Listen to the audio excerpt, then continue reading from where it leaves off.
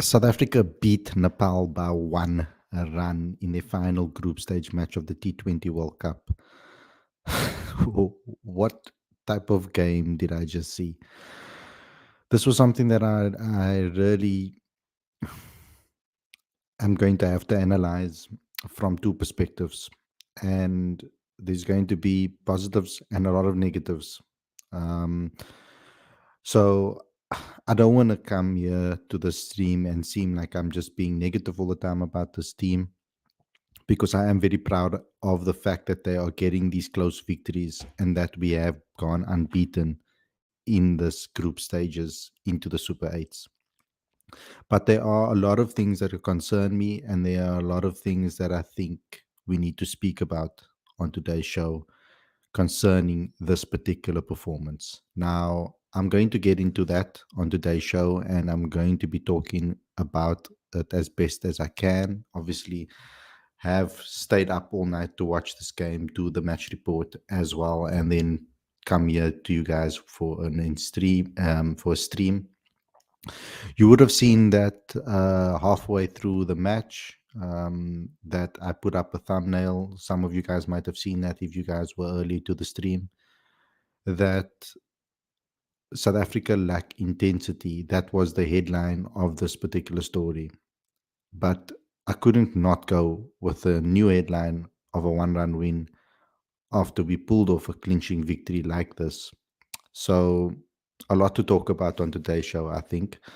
Um, and let's get straight into today's show. But before we get going, before we get started, please subscribe to the channel, click that notification bell for all future videos, please.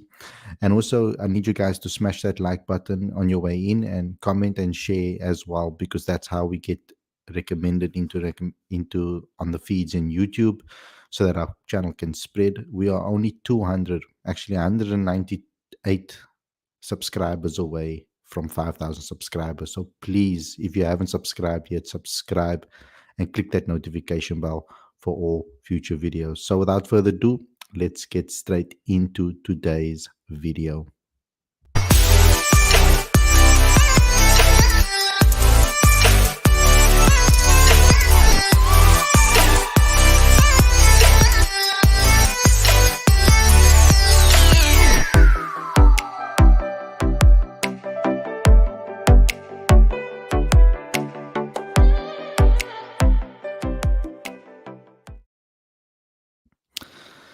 Good morning, everybody. Welcome to Cricket Fanatics Magazine. This is your review show. I'm your host, Khalid. And this is the show where we talk about everything that has to do with South Africa versus Nepal in the T20 World Cup.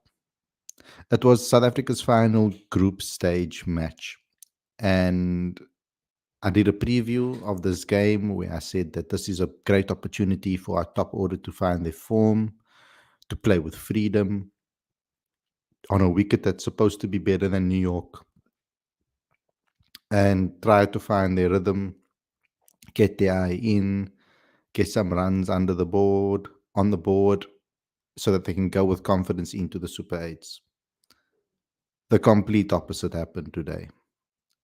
Only one player can really lift his head high, or maybe two players, I would say, from a batting perspective, can hold their heads high, and that's Reza Hendricks, who found his form, even though it wasn't at a blistering pace that he scored his 43. He still was good for South Africa and batted amongst a shitstorm of wickets falling and a very poor shot selection. But I'm going to start with the other person that I want to mention as well is Tristan Stubbs. I think he batted really well when he came in. Surprising to me that he didn't come in at 4 again. I think if he stayed a little bit longer at the crease, we would have, if he came in earlier and he batted there, he seemed to understand the conditions a lot better than Klaasen and Miller today. But we're not going to be too critical on these players because they have performed in the previous match. But I'm not going to give it as too much as an excuse. That is not enough. That doesn't hold enough weight for me to not criticize this batting attack. There was a lack of intensity from these batters. But I'm going to start off with the toss. We lost the toss and we ended up batting first. My concern so far with this batting top order and this batting attack, particularly the top order, is the inability to be able to read the conditions and play accordingly. Quentin de Kock again failed today, leading edge to the bowler. Aiden Markram again getting himself out um, when when he's looking like he's starting to find his rhythm. Um, he goes and plays a shot that isn't needed, a fancy, outlandish shot that I think wasn't needed. Now, yes, he got a boundary or two from that particular square cut type of drive, back on the back foot, etc., and it looks all good, but it was a lazy shot for me, a shot that wasn't executed well. Not necessarily lazy, maybe is the wrong word. I just think it was a misjudgment of the shot played. I don't think that the game needed that. The pitch didn't need that. I'm really concerned about our ability again to run between the wickets when we are facing difficult conditions. Once again, we were facing a lower, slower wicket, and we weren't finding enough balls into the caps, taking ones, taking twos, and pushing for threes. Those type of things weren't necessarily happening today. In fact, Klaasen tried to go for a big shot, lost his wicket. Aiden Markram tried to go for a big shot and lost his wicket. David Miller, okay. He also tried to slice the ball and then he was dismissed. All of our batters lost their wickets trying to go for boundaries. And I think that's where we lacked today. Now, Tristan was good today, I feel. At least he stayed there until the end. 27 of 18. But he showed us to an extent how to play on this wicket. He played with maturity on this wicket. Okay, sometimes I feel that there was too many attempts to try and reverse sweep the ball towards the end over there that we need to learn from. But I do feel that what will solve a lot of our issues is if we are able to find a way to rotate the strike. I've been saying this for months and years now on end, leading into this particular game. And I've been saying it for a long time that we need to find a way to rotate the strike because it's so important for play, for games when the conditions aren't great.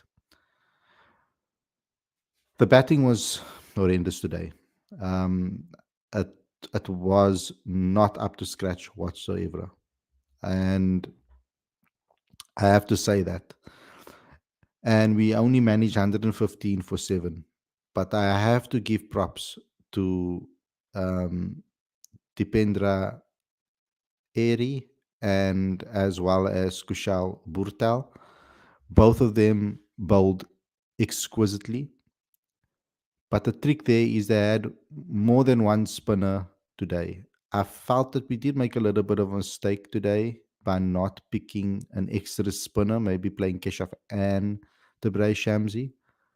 But actually, in the end, when as we saw that it ended up working in our favor at the end of the day, by us restricting Nepal to 114 runs, and that was largely due to our death bowling. I think that Otniel Bartman's final over was exquisite. He really was good. Nokia almost bowled a great penultimate over. Um, I think if he didn't go for that six, it would have been a great over. But I have to give props today to Tabray Shamsi.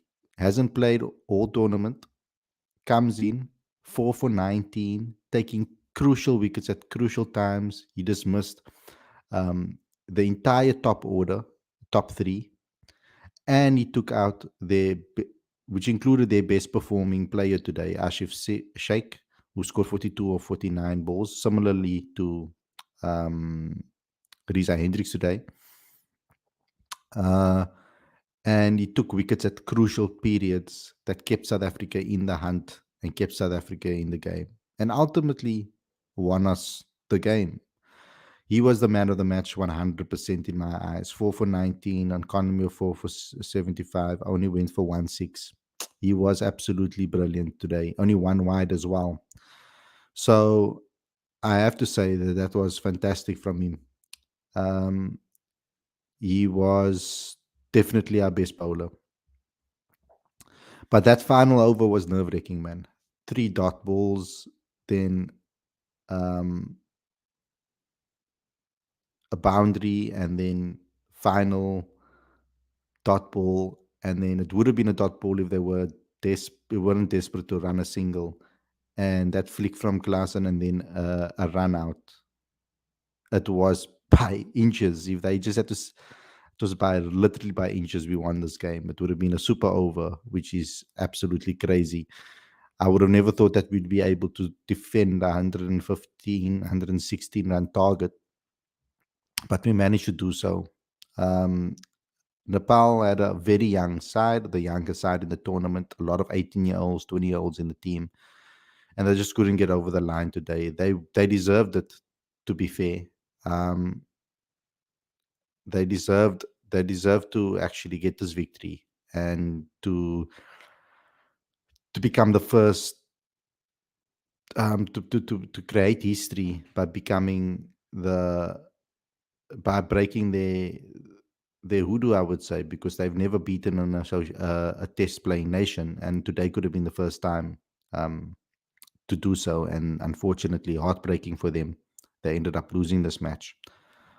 So overall, I am I am happy as a fan that we won this match and that we've gone unbeaten and that we managed to bowl under pressure consistently now, winning games and defending low totals and finding a way to do so. I think as a bowling unit, brilliant. I think that captaincy wise, the way we utilized our bowlers, brilliant. But we need our batters, especially Aiden Markram as well as the captain of this side, needs to take responsibility as well and step up and perform a lot better with the bat than he has been this tournament. I think Quinton de Kock needs to take some responsibility now as well. Risa Hendricks, I did speak about it and I said that a good score is coming around the corner. And then he'll probably, hopefully, go on a run because he tends to do that, generally speaking. Um, uh, and that's the main takeaways from this particular game. I feel those players need to step up. We're getting into the Super Eights now. As you can see, the groups are forming nicely. India, Australia, Afghanistan, and then we still have a shootout for that final spot in Group One, and then Group Two, USA, West Indies, and South Africa, and then England or Scotland, I think, are trying to fight out for that last spot in the group. So that's how the groups are setting up. I do feel that there was a lack of intensity today, even in periods in the field. It did seem that some players maybe, especially with the bat, they felt that they could maybe come out here and just have a knock around, almost like it's a warm up game. With some of the shots played, it seemed that way, and it shouldn't seem that way. The captain did say that he wanted to win this match, and we got a victory by the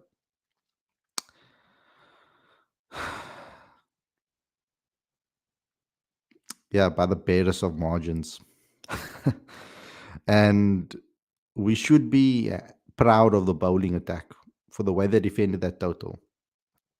And that's about it, I feel. But these batters need to step up now. And it's cricket. And we do know that sometime we will see form hit these players again because they are quality players. So I'm just hoping that we can look back at this and say, you know what, the group stages couldn't have gone better because we end up making the final or the semifinals.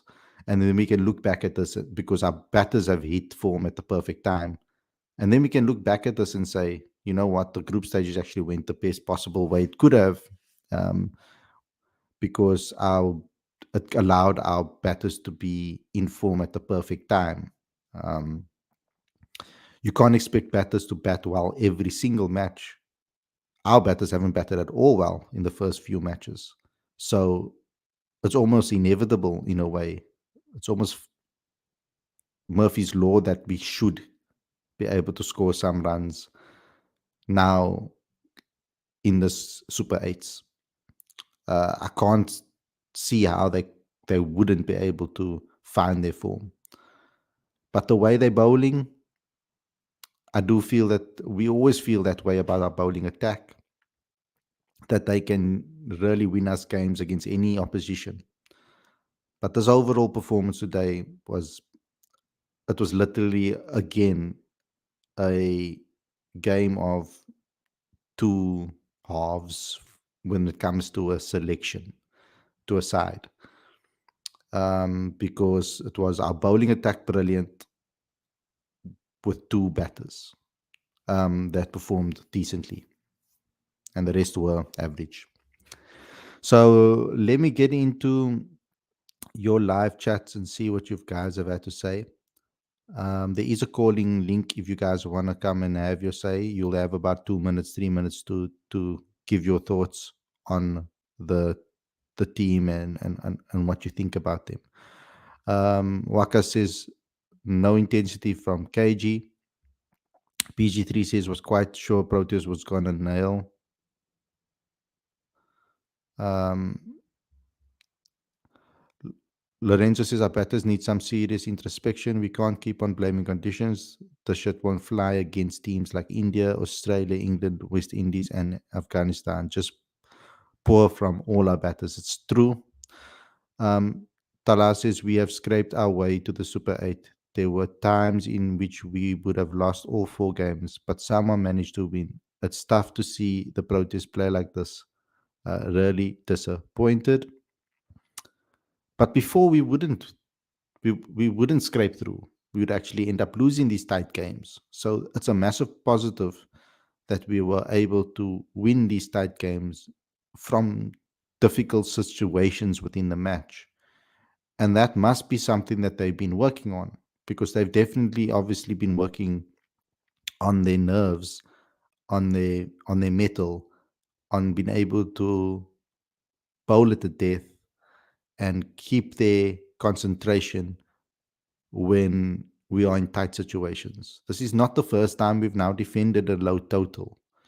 These bowlers have now done it consecutively. So I think that this is something that is a massive positive and a massive improvement from past tournaments and past Proteas teams. Amit says not having two spinners in this dead game was good decision, as it helped them choose which pacer to drop in Super 8. I feel it should be KG. Waka says Quinny needs to pick up his game. Avin says Afghanistan spinners can be more than a handful in this pitch, 100%. Bevan, and it wasn't an ability of not being able to play against spinmen. I feel that they just wanted to, they were too, either too lackluster or try to be too clever against the spinners. Today, they just needed to knock the ball around a couple of times and then hit one or two to the boundary when the ball was loose. That needed to be the approach, because they were playing so many spinners. We could have kept the scoreboard ticking over without trying to do any landish shots. So that was the problem, I feel. Bevan says if I die of a heart attack, please blame the Proteas and sue them. PG3 says Tristan needs to be at 4. Markram's form is really a concern. Lorenzo says as for KG, he can do one as well. From now on, We play all our games in the West Indies, so playing two spinners is a must. Look at Afghanistan. You'll look at Nepal today. KG out, Kesh in. Yeah, I can see. I've been saying that KG needs to up his game as well. I've had a concern about KG's ability in this for the Proteas for a while now in the white ball formats. Um, he hasn't been at his best um, in recent times. Tala says, how can we be happy with the way we're playing against smaller teams? How can they give us a tough time? Well, technically speaking, it has been that type of World Cup. I mean, even New Zealand got knocked out of the World Cup, so it's been that type of World Cup really. Um, but I'm not happy with the way we've. I'm not happy with the fact that we are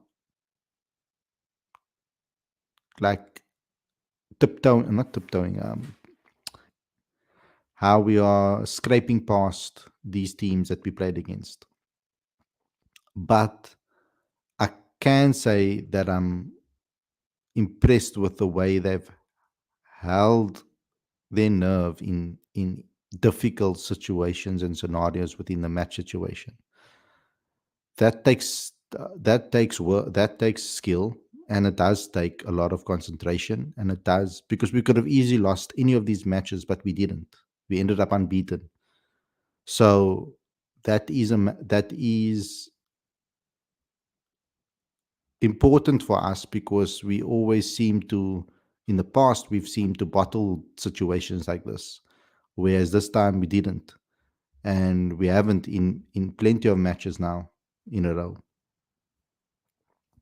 But it's not good enough still. I still think we need to improve. Swift S&P says this team always gives us a reason to ridicule and doubt them. Quinton needs to step up his workers. Arvin says T20 is not Rabada's format in my opinion.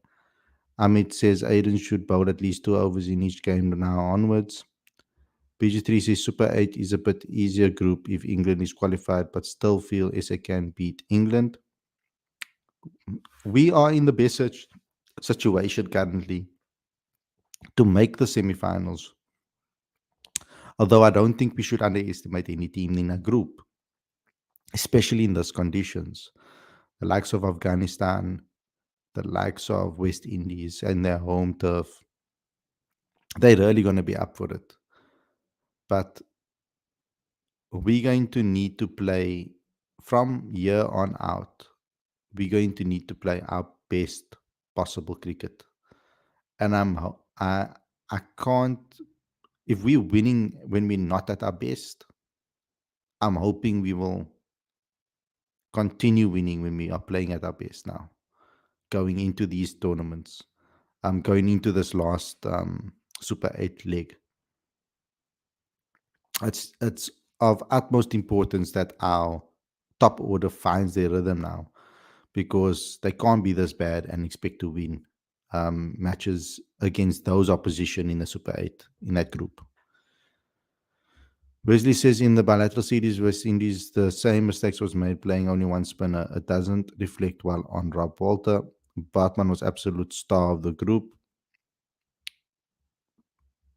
PG3 says, seeing West Indies last day, they have 11 batters. Everyone can come in and hit a six. Yeah.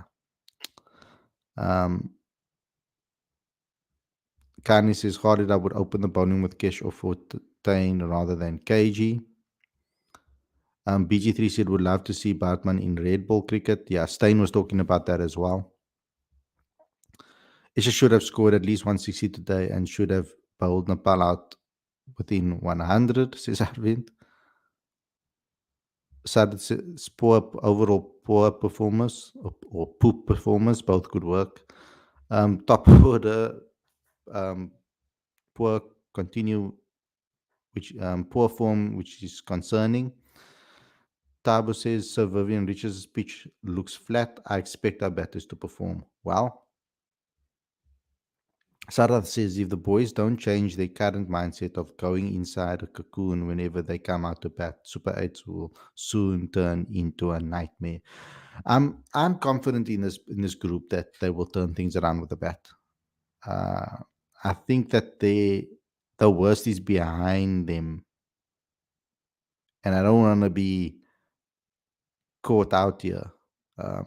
But my optimistic side and just the law of averages tells me that these players will turn it around now and start finding their groove.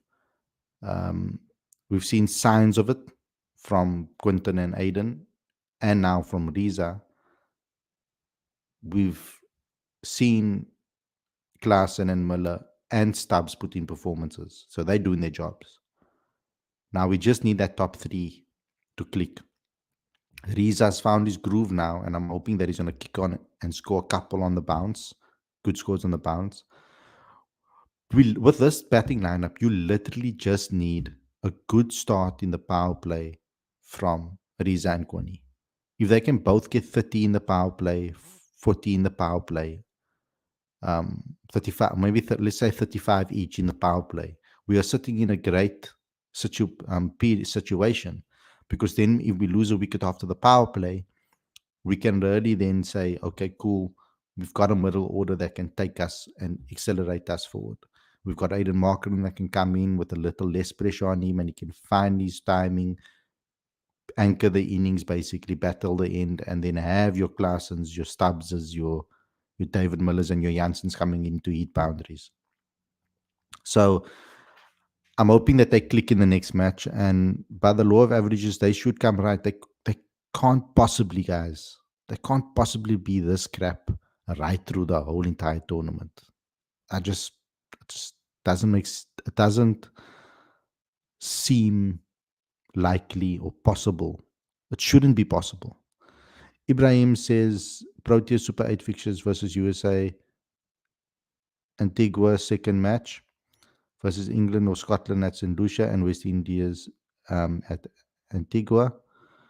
Swift S&P says Nepal's team is stacked with all-rounders. Tex says good win. Wesley says Quinton Cock needs to be dropped, getting negative vibes from him. NY Times Square says someone needs to say KG.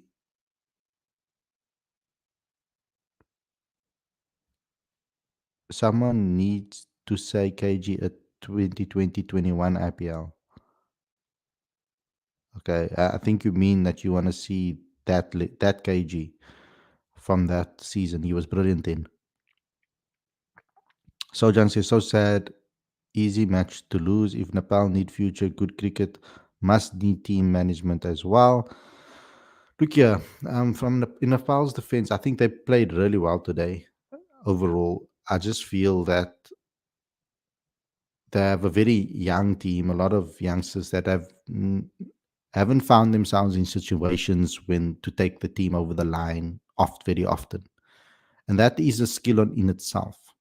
I mean, Australia proves that, because even when they aren't in their best of form, and like look at the last World Cup that they won, they started off really badly in the T20 World Cup that 1 year, and then they still ended up winning the tournament, and they had losses in between. So it just shows that those crunch moments, being able to get over the line in crunch moments, is a skill as well, and that is something that comes with experience. In White Times Square, I will fancy Australia than India in semi. Like, we can win against Australia this time. Tabu says we're not beating Australia in this form. I don't think any team at the moment is in form, really. I think all teams have struggled in this T20 World Cup to find consistencies and to find the complete performances. Taim says there will be more blacks in the SA team, but 2030 is true. Well, I know they're aiming to try and give more players of color opportunities by then. But I just want them to go the right way about it, and give the players of colors opportunities at the right phases in cricket at the right stages, grassroots levels, club level, schools level. And then that automatically will be a feeder into domestic and Western Province and into the provincial cricket as well as domestic cricket. Um, we need to find a way that that pipeline is solid. Amit says Proteas are lucky that they aren't facing Asian teams and Australia in Super 8. Well, you could basically count Afghanistan. They have the skill set of an Asian team anyway, so it doesn't really make a difference. Um, Jansen's fielding position was perfect off Nokia's bowling. Numerous times have we seen ball flying off the edge at Nokia's bowling. Ivan says facing Asian team in these conditions could be tougher than facing West Indies or England. Atabu says PG3, Saint Lucia and Antigua. That's where we're playing. PG3 says Afghanistan might play semi, might be against SA. Anjul says our current team has been playing well, though this loss will hurt, but they played well, no doubt. The lack of experience did hurt, and that's understandable, bro. But I think you should be very proud of the way they performed today. I mean, the game against West Indies is the ninth game on that ground in the tournament. On this much used pitch, even three spinners can be a good decision. Sam says if SA coach will be braver, then they will play Rickleton in place of Riza. This will open our best destructive opener, as USA have two left arm spinners. They can dominate as well. They don't have off spin. No, bro. Riza's now our most informed top three batter now. Um,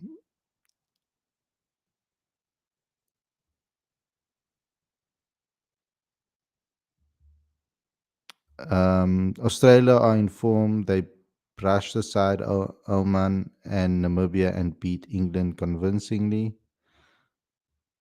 Uh, yeah, Oman, Namibia, and then beat England. Um, do you believe we can win the World Cup? If we can,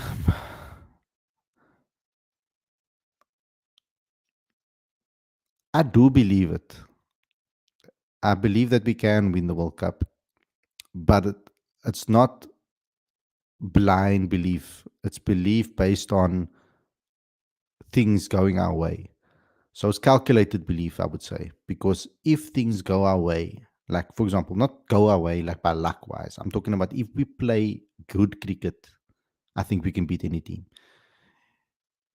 If our top three performs and our bowling attack bowls the way they bowled now, I believe we can beat any team. And the reason why we are losing our confidence is because the exact opposite is happening. Our middle order has been winning us games, our top order has been failing, but our bowling attack has been brilliant. Brilliant. So, on the one hand, we've held our nerve in many games from a bowler's perspective, which is a big plus because in previous tournaments and other teams, they would have shit the bed and they would have lost their nerve and bowled wides and no balls in this crunch times. This team hasn't done that. So, from that precious perspective, brilliant. We just need our top order now to score runs because I do feel that David Miller, Tristan Stubbs, and Heinrich Klaassen have it in them to be able to take us over a line in big games, particularly David Miller and Tristan Stubbs.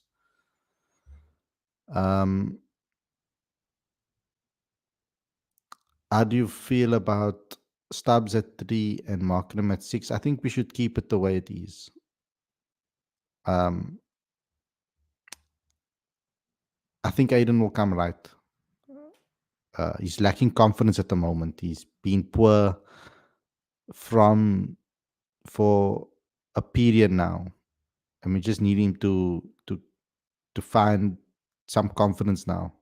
Um, he was hitting the ball okay today, and in previous games, he's again doing the same stuff that we've been criticizing him for a while now. and that is he looks good at the crease, and then he gives his he gives his wicket away.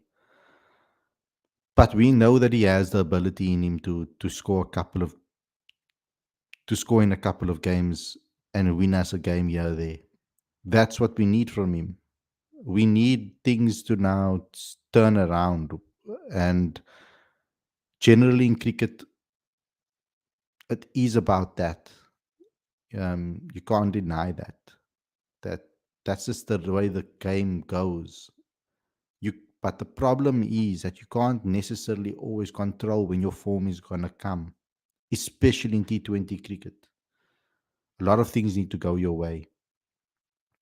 So we now, as a fan base, need to hope that this team can pull themselves together for the Super Eights and um, play a lot better as a top three. Um, Khalid, why are they so poor in execution in reading the pitch? Aiden said after the match we could have played both spinners. They thought it would not turn much, and that was a bad that was a bad scenario. Um, they, I don't know how they're reading the pitch so poorly. They've got an experienced group over there. JP Duminy, um, Eric Simons. They should know. They should know how these wickets would be. And I don't know they are how much attention they are giving to previous games on that strip, whether they are watching it and seeing what other teams have been doing on the same strip and how the wickets before performing. I don't think they maybe have had enough time to do so, but then our analysts should be doing that and doing that homework and analyzing other games and that wicket and how teams have been performing on those wickets, and then giving that information back to the team. And I hope that our analysts are doing that. But anyway, guys, I'm extremely tired now. I hope you guys enjoyed this episode. Please subscribe, click that notification bell for all future videos as well.